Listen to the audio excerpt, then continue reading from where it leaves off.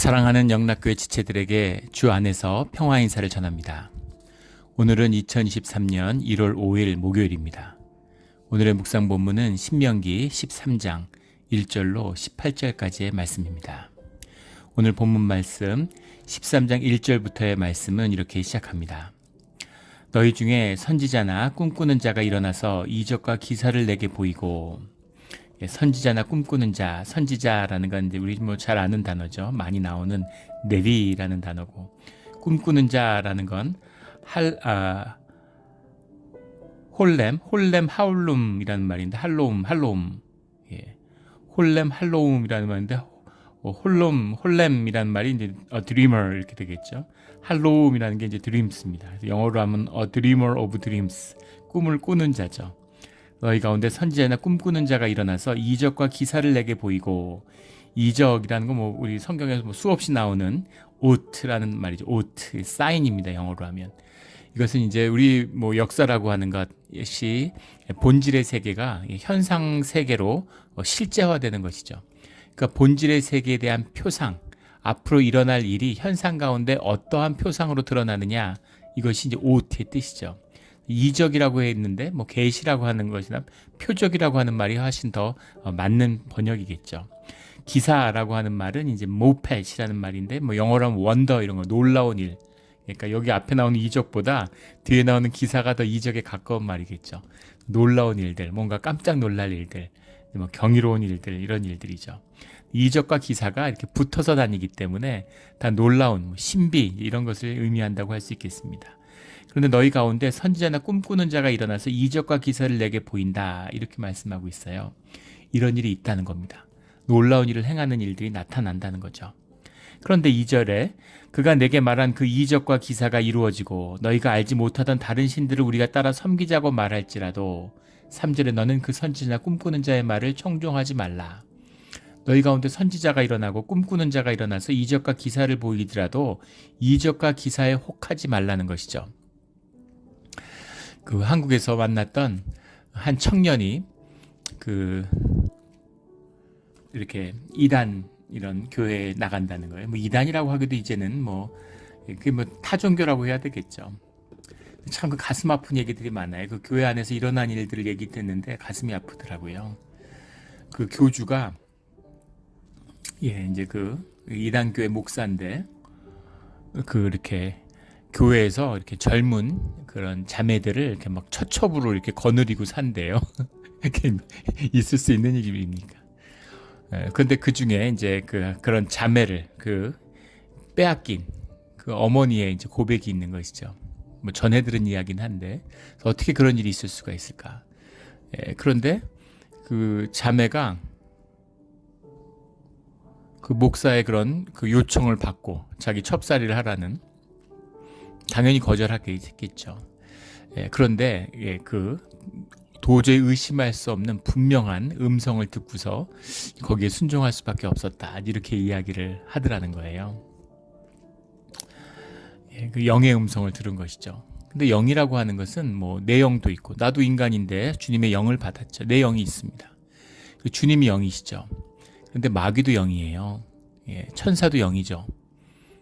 그래서 영의 소리를 들었다고 해서 그것이 다 주님의 목소리라고 그런 식으로 정당화할 수 없다는 것입니다. 그래서 분별해야 되는 것이죠. 그런데 그걸 어떻게 분별할 수 있을까요? 영의 소리가 나를 압도하는데 내 영이 영을 들은 거잖아요. 그것을 분별하는 척도가 교회이고 공동체입니다. 그래서 건강한 교회, 성도의 연합 가운데 있어야 되는 거예요. 함께 기도하고 서로가 서로를 지켜주는 그런 보호 울타리가 되는 것입니다. 이게 성령의 역사함이죠. 두세 사람이 내 이름으로 모인 곳에 내가 함께 하겠다, 이렇게 약속하셨잖아요. 그런데 더 중요한 것은, 그럼 내가 그 분별이 안 돼서 넘어간 것이냐? 그것도 거짓이라는 겁니다.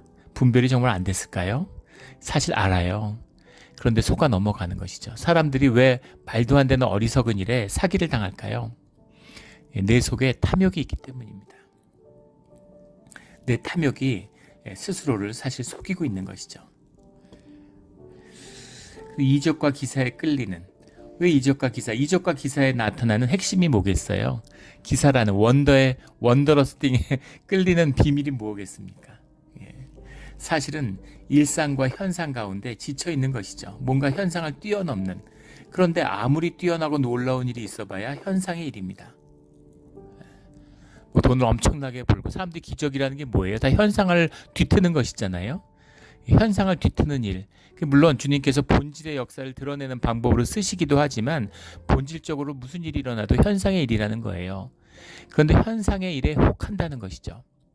예수님이 오셔서 말씀을 선포하시는데 그런데 기적을 보여달라고 이적을 보여달라고 그래요.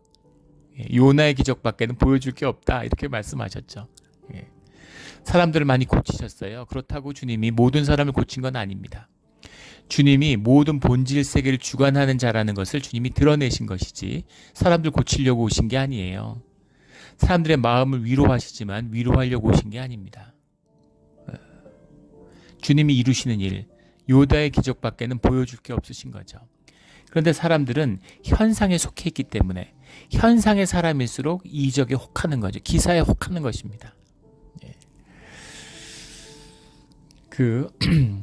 저도 젊었을 때 이제 주님 영접하기 전에 학생 때 기공 이런 데 이제 원래 동양 철학 이런 거 했기 때문에 그런데 빠져들었어요. 그래서 기공 배우로 이제 뭐 방학 되면 절에 가 있고 이랬는데 그런 걸 하면 신비한 일들이 많이 일어납니다. 네, 놀라운 일들을 많이 봐요. 귀신의 일들이 있는 것이죠. 뭐 수많은 일들이 있었는데 그 중에 기억났던 것 중에 하나는 거기 이제 공부하러 들어와 있는 절에 와 있는 뭐 고시 공부하러 이렇게 와 있는 학생이 있었는데 그 학생이 이제 매일 기공 수련을 하다가 뭔가 이제 지혜의 문이 열린 거죠. 이 친구가 물리학에 대한 이야기를 하는 거예요. 근데 그 뭐 지혜가 말도 못합니다. 근데 신기한 건 그때 와 있던 분 중에 그 절에 같이 있던 분 중에 물리학 교수님이 계셨어요. 물리학 교수님인데 그분이 거기에 압도된 거예요. 그 청년이 하는 말을 매일 앉아가지고 옆에 앉아서 메모하고 적던 기억이 봤던 기억이 납니다. 옆에서 들으면 무슨 말인지 알아듣지도 못하는 거죠. 우주의 신비에 대해서 얘기해 주는 거예요. 뭐 그런 일도 있고, 진짜 뭐 귀신같이 맞힌다고 사람을 과거에를 다 알아요. 아무 얘기 안 해도 다 압니다. 뭐 그런 일들, 그런 기적들을 보고 거기에 혹하는 것이죠. 근데 우리가 그런 의문이 들잖아요.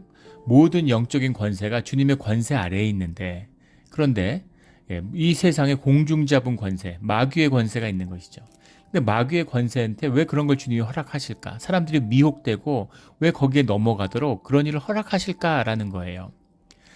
그 한국에서 만났던 그 이단교에 나가는 청년도 그런 얘기를 하는 거예요. 그 뭐가 다르더냐 이러니까 기적이 많이 일어난다 그러더라고요. 맨날 귀신 쫓고 이러는 거죠. 제가 한국 왔을 때 한 목사님이 그 방문을 했는데 지방에 한국 이제 서울 근교에 있는 이제 목회하시는 목사님인데 이제 오랜만에 만났어요. 미국에서 목회하시다 갔는데 그래서 이제 그분하고 같이 이제 뭐 식사를 하러 가는데 가다가 엄청난 건물 옆을 지나가게 된 겁니다.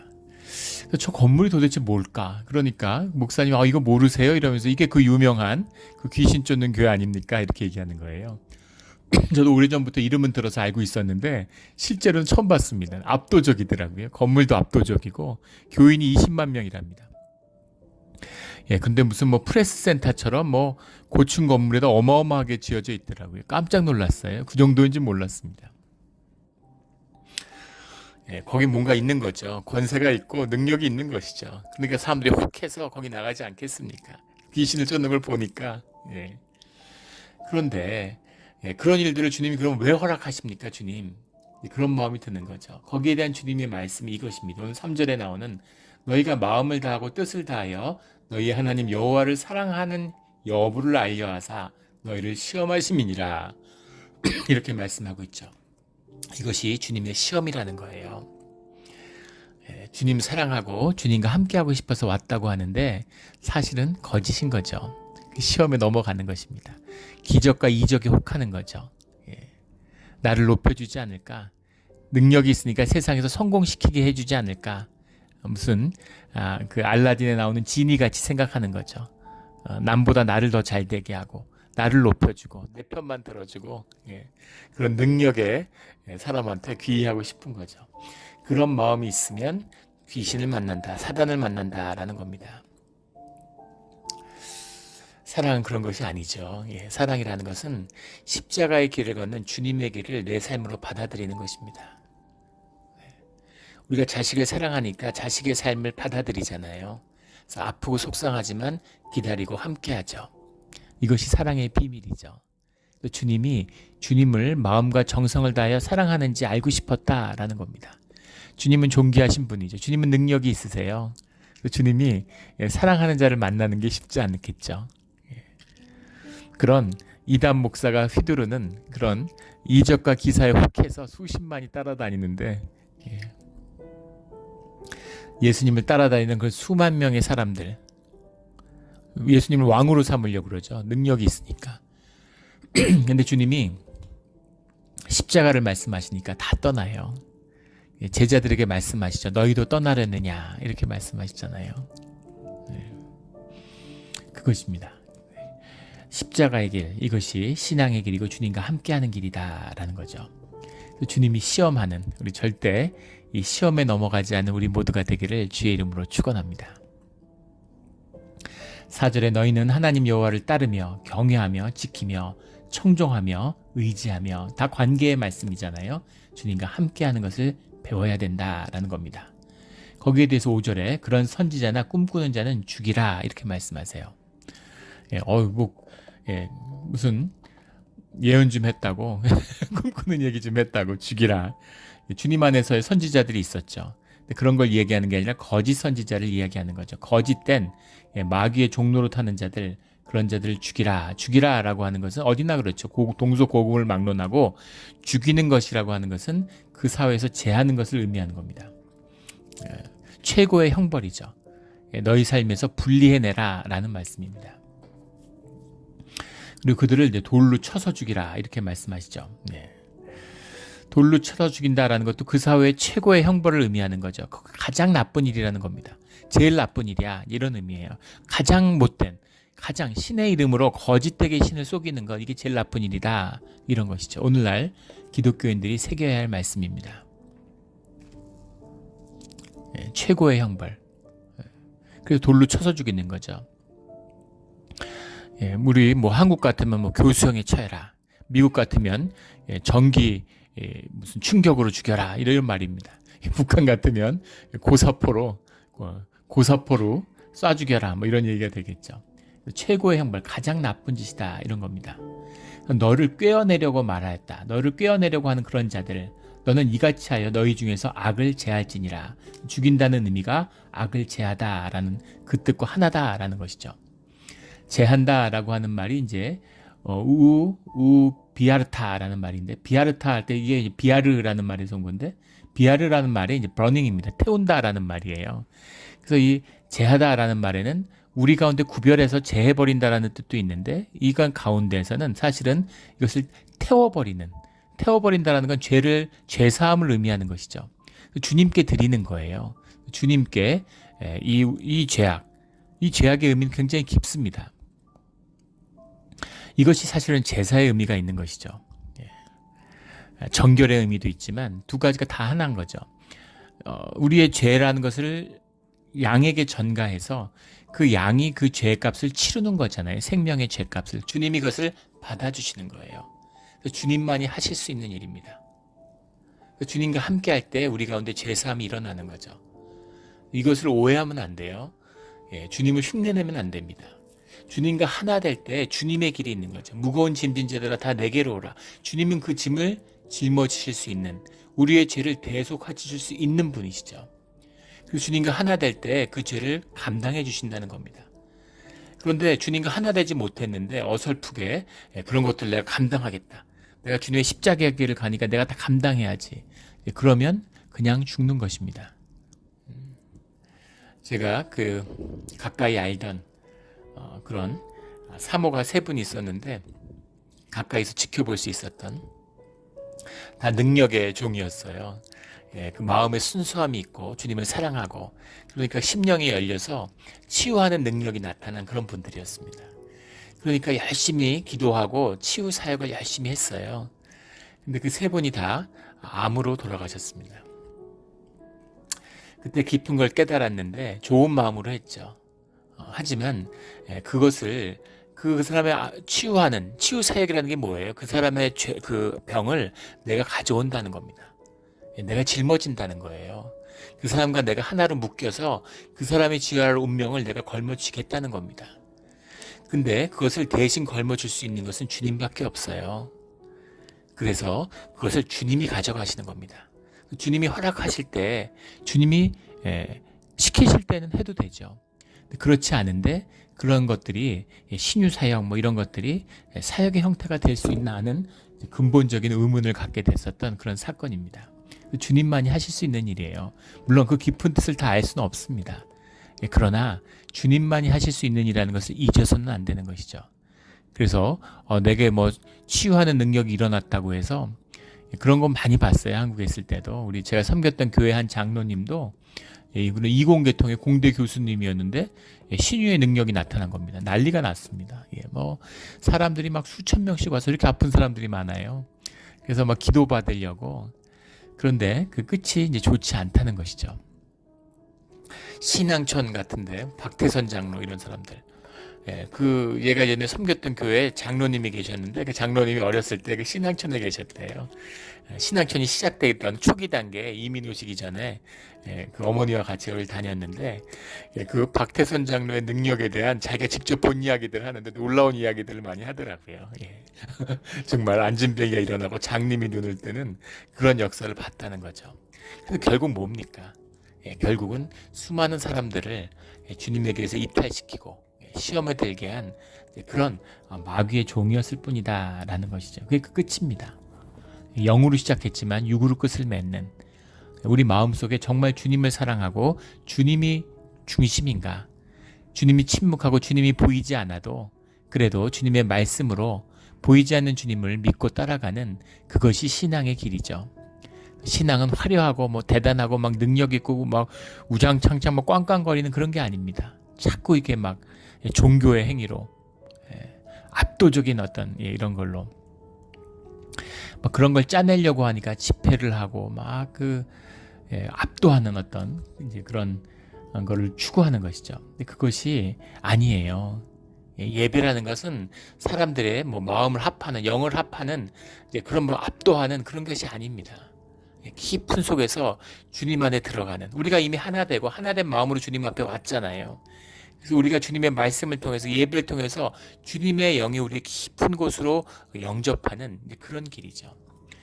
그래서 예배할 때 그 침묵하고 기도하고 마음을 열며 주님께 다가가는 그런 준비가 중요한 것이죠.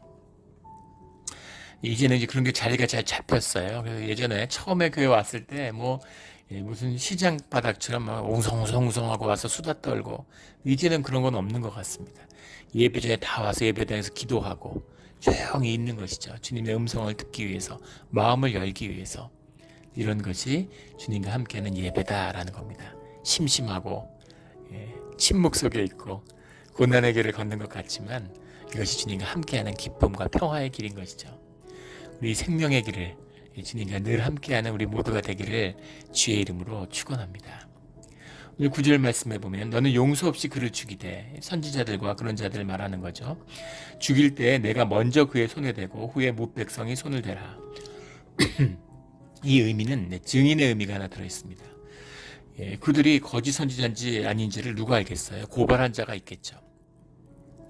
그들의 죄가 확정되었을 때 고발한 자들이 먼저 돌로 쳐야 된다는 겁니다. 이런 재판의 과정의 의미, 그 질서를 담고 있는 것이죠. 동시에 무슨 뜻이 들어있느냐면 우리가 모두 삶 가운데 하나에 묶여있는 공동체라는 한 덩어리라는 뜻이 들어있는 거예요. 그 시족사회고 이 부족, 12부족으로 나눠져 있지 않습니까? 지파로 나눠져 있고 가족들이 함께 살아요. 그 가운데 범죄를 발견한 자들이 누굴까요? 그 증인이 된 사람들이 누구겠습니까? 가족들이죠. 친구들이죠. 형제들이죠. 그들이 증인이 돼요. 근데 그들이 돌로 치는 것이 가능하겠습니까? 굉장히 심각한 질문이죠. 돌로 쳐 죽이라 10절의 말씀에도 너를 하나님께서 떼어내려고 한 자니까 너는 돌로 쳐야 된다라는 겁니다. 그런데 우리가 생각해 보면 이게 참 와닿지 않겠지만 이 한 덩어리가 된 곳에서 그것을 제하는 것에 대한 책임을 내가 진다는 뜻이 들어있어요.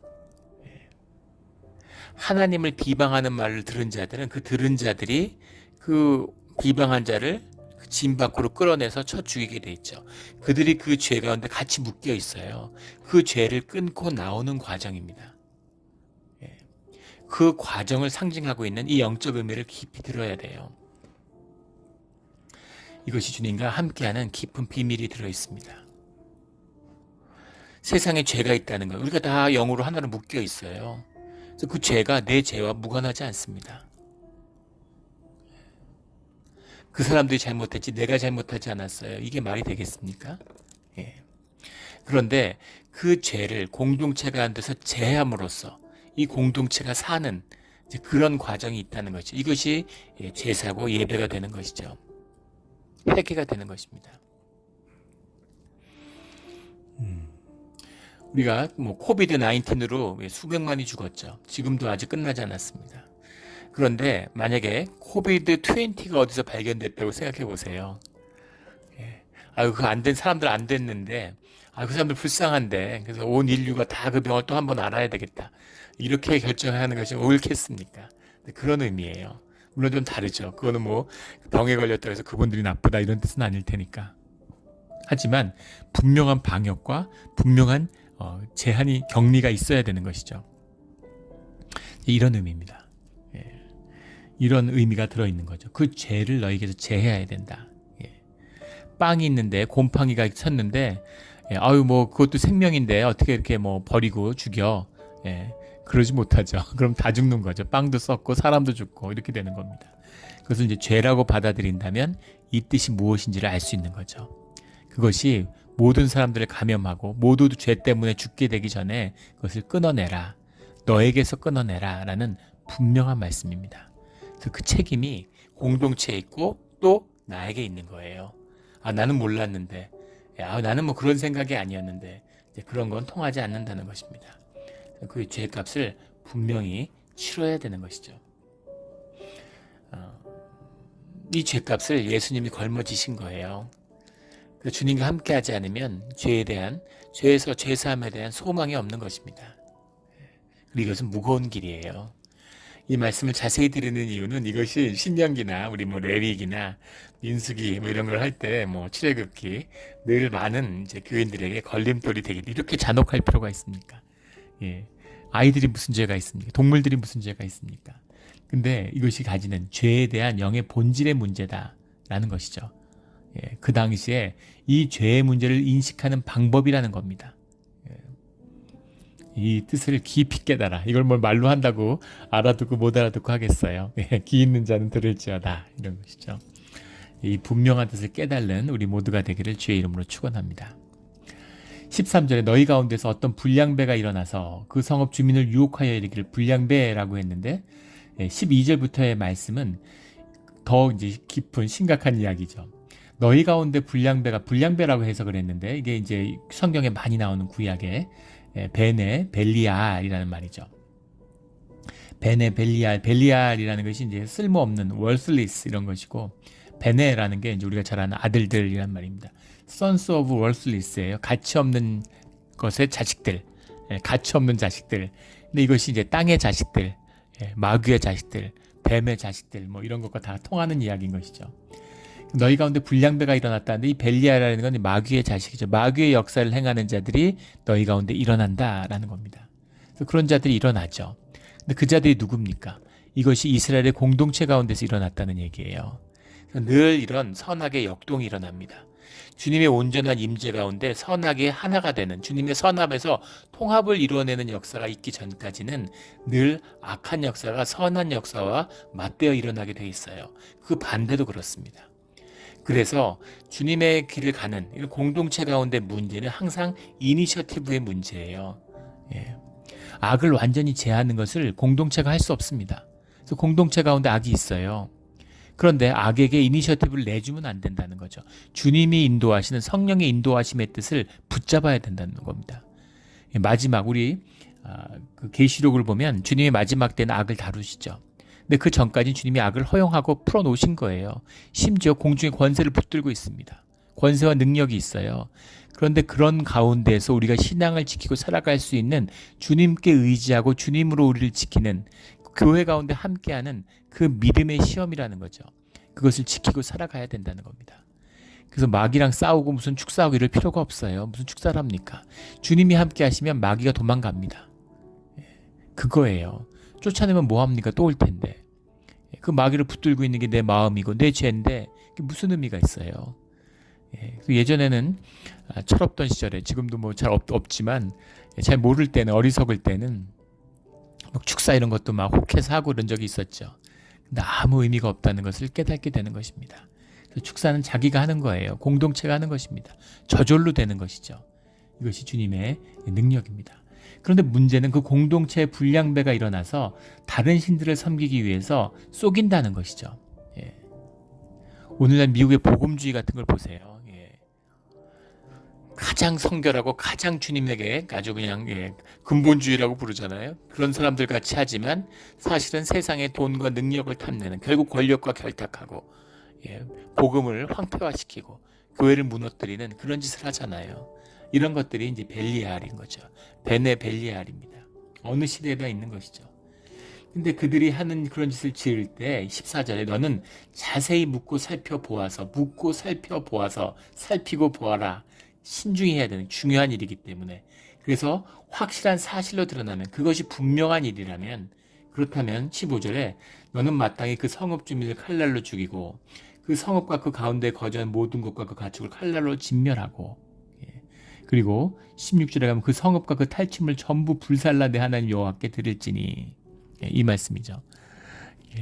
가나안의 이방 족속만이 아니라 지금 각 지파를 맡아서 살고 있는 그 지역 가운데, 그 지파 가운데 이런 일이 일어나도 똑같이 하라는 겁니다. 그래서 이것이 악을 제하는, 악을 공동체 안에서 끊어버리는 그 비밀이 여기에 있다라는 거죠. 근데 마지막에 진멸하고 불살라, 오늘 불살라라는 말이 나오는데, 이 불살라라는 것이죠. 이것이 악을 제하는 방법, 주님께 그것을 내어드리는 것이다. 우리 제사 때 불살르잖아요. 죄를 사르는 것입니다. 죄를 사하기 위해서 생명을 사르는 것이죠. 불살라야 되는 거예요. 우리의 모든 죄와 죄악된 모든 올무를 주님의 안에서 십자가에 불살라버리는 우리 모두가 되기를 주의 이름으로 축원합니다. 불살라라.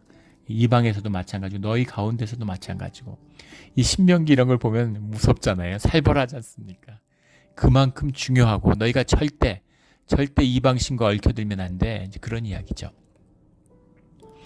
우리가 이방신에 왜 얽혀들어? 그런데 우리의 욕망이 우리의 욕심이 그런 신앙의 본질을 잃고, 그리고 종교로 타락하고 마는 것이에요. 돈과 능력을 쫓는, 명예와 권세를 쫓는 그런 교회가 되고 만다는 겁니다. 겉으로는 주님을 섬기는 것 같지만 속으로는 돈을 섬기는 그런 삶을 살게 된다는 거예요.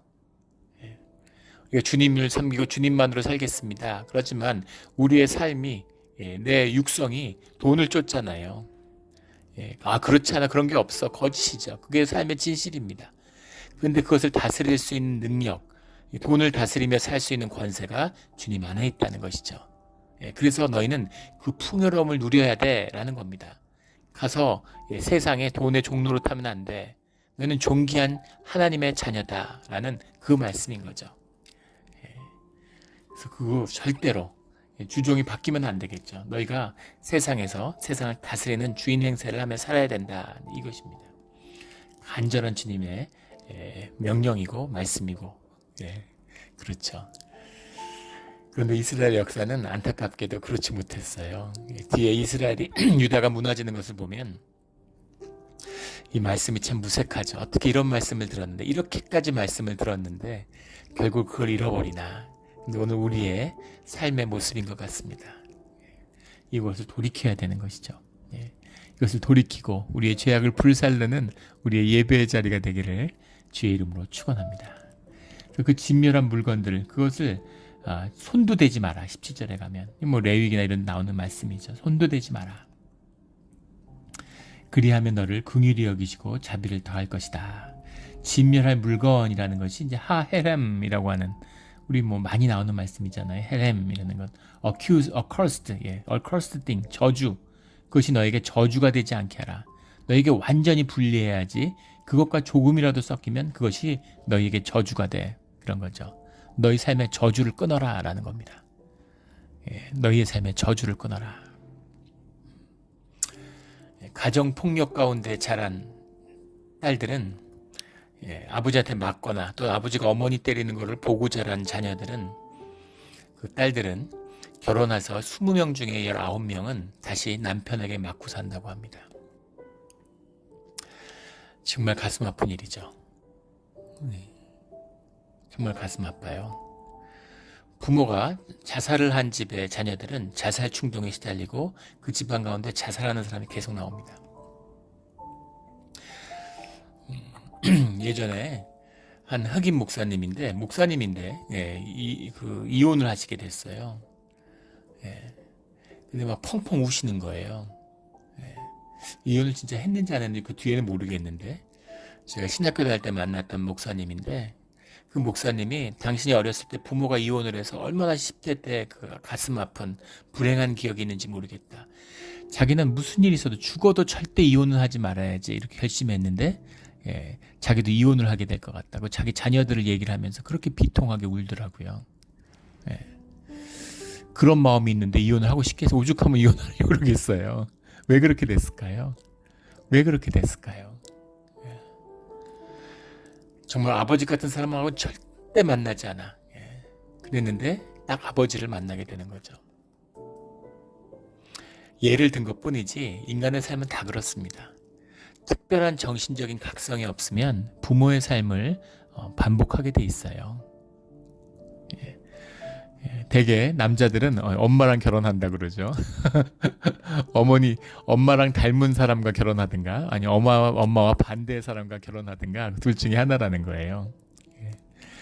근데 저도 생각해보면 결혼할 때 저희 집사람을 만났는데 저희 어머니하고 정반대의 사람이라고 생각해요. 저희 어머니 굉장히 강인하고 강한 분인데 저희 집사람은 굉장히 여리여리한 여성적인 그런 느낌이었어요.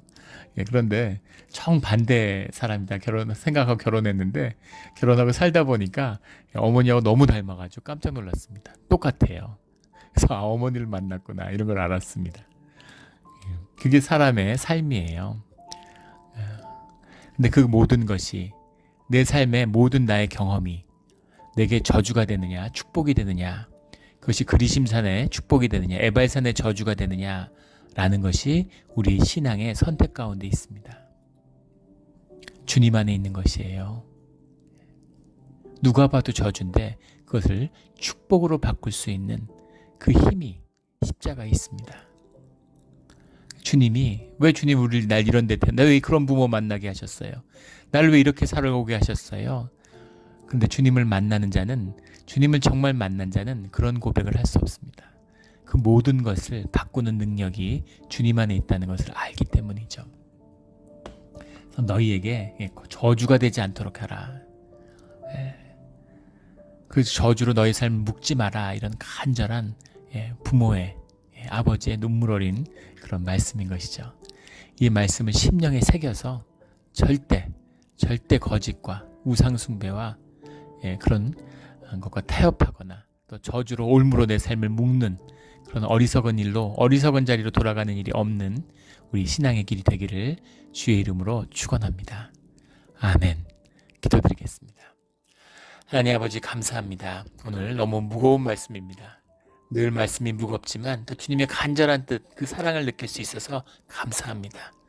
어떤 올무도 우리가 주님의 십자가의 보혈로 끊어낸 어떤 올무도 다시는 우리의 삶을 속박하지 않는 우리의 자녀를 속박하지 않는 이 모든 저주를 끊어서 주님의 복된 삶의 길이 열리는 우리의 신앙의 길 우리 몬트레이 영락 공동체가 되게 하여 주시옵소서. 감사드리며 예수 그리스도 이름으로 기도드렸습니다. 아멘.